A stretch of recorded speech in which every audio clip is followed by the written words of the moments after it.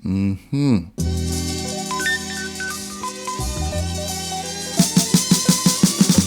I know the title of this video kind of clickbaity, kind of rabsy, but be rabsing with purpose. It's not no wild thing.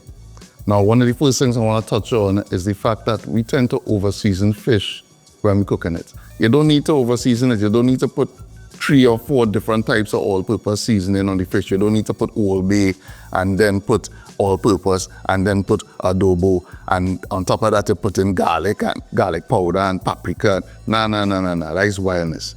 Choose your seasonings carefully, powdered seasoning that is, and cook your fish, your seafood, with thoughtfulness. You don't need to over-season anything. All right, so on to the meat of the matter, pun intended. And I know the ancestors going to roll in the grave for this one.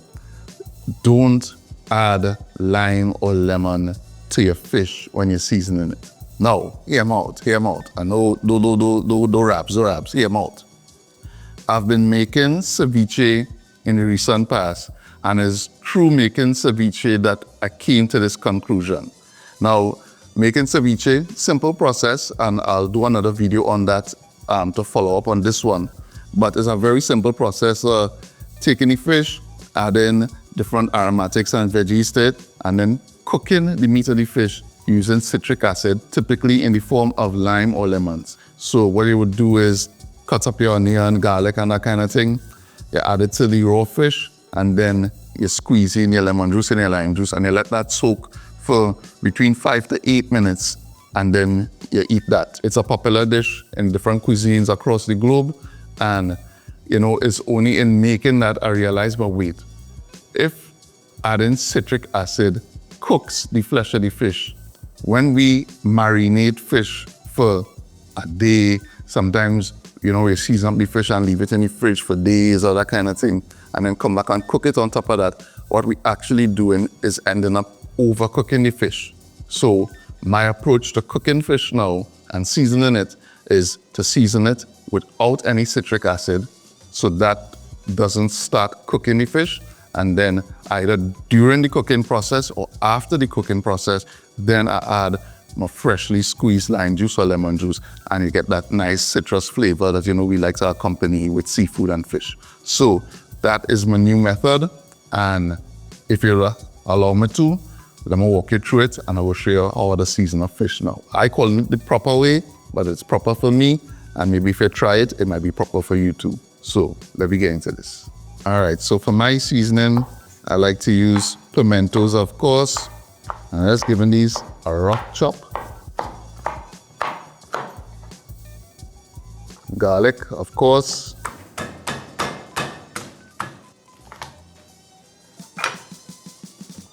So we have our garlic here. And for the herbs, I'm using celery. And shadow benny is a must, shadow benny or culantro. If you can't find shadow benny where you are, you could use dill. Dill is a nice herb for fish, or even parsley. Parsley could work as well. All right, so now let's add in all my ingredients to my food processor. Add in a bit of salt. And about 2 tablespoons of olive oil.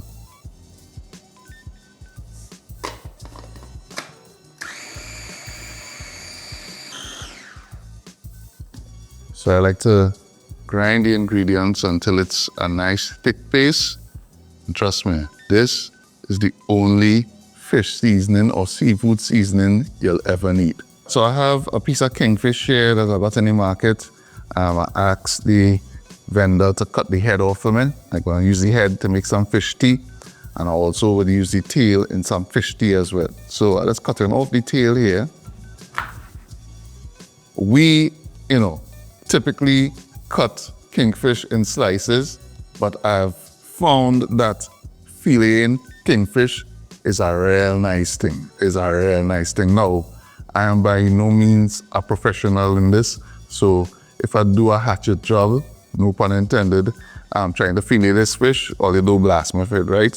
Don't blast me. And what I'm supposed to do is go in here, feel for the bone, the center bone, and then this.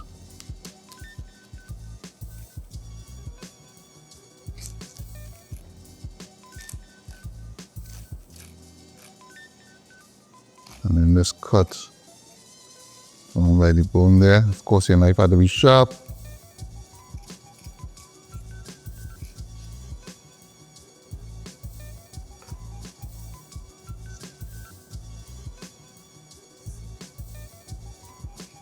Not too bad. Not too bad at all. So you have 4 nice pieces of kingfish here. And what I like to do when I season my fish too is just use the knife, very sharp knife, and just make some little slits on this side to penetrate the skin and allow the seasoning to soak in.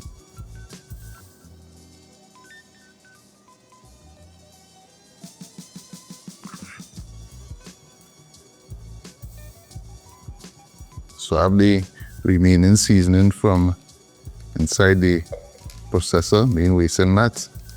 You scrape that out, rub the fish with it, get in between the little slits.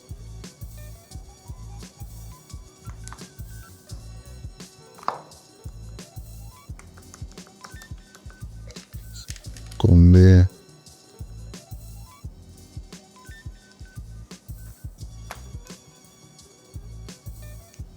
And we don't need a lot of seasoning for this.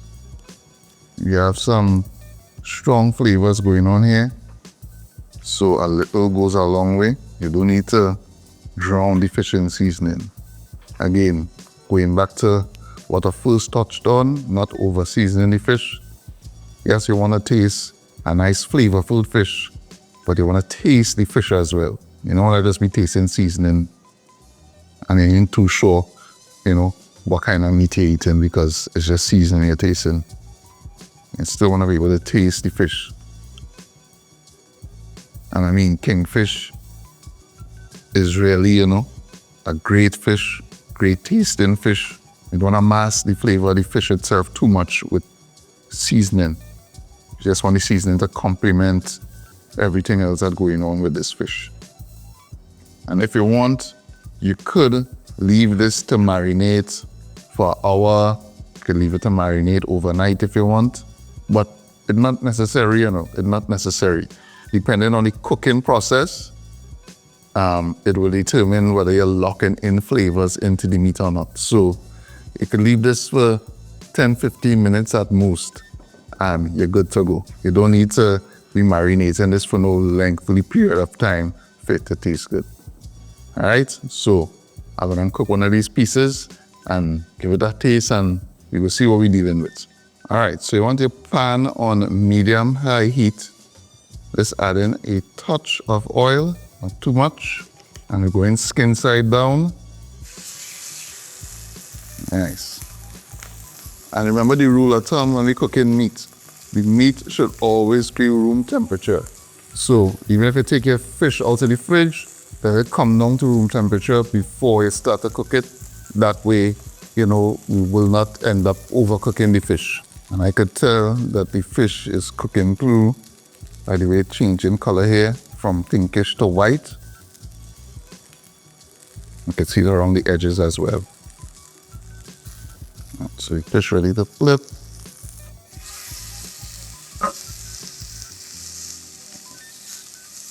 All right, so our fish is done. Turning off the fire. Shall we look in there? Just gonna put it on our plate now. Nice. Got a slice of lemon, a wedge, and now this squeeze a bit of lemon juice on top of it. And that is it, That is it right there. Nice texture. Fish tender. And seasoning coming through. Yeah. Now watch that. You seeing that? That is perfectly cooked fish right there.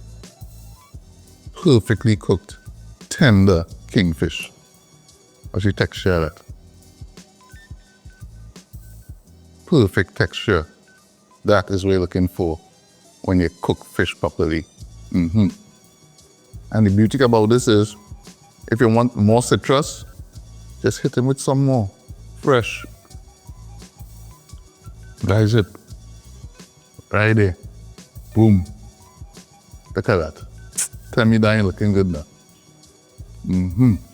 So yeah, we start off a little clickbaity, a little rabsy, but with good intentions. Because as you saw, we took our time, seasoned the fish properly, cooked it properly, and the outcome, I mean, I tasting it, I'm telling you, you could take my word for it, or you could try this yourself. This is a real great way of preparing kingfish, but you could apply these rules, these principles to any type of seafood.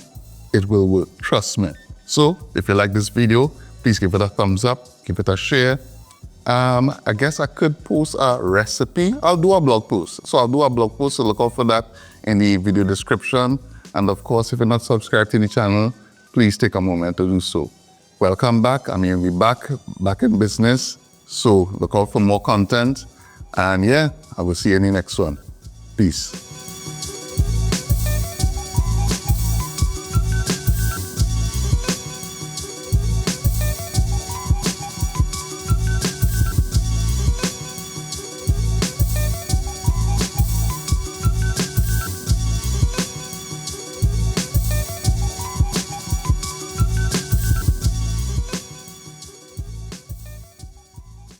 Mm-hmm.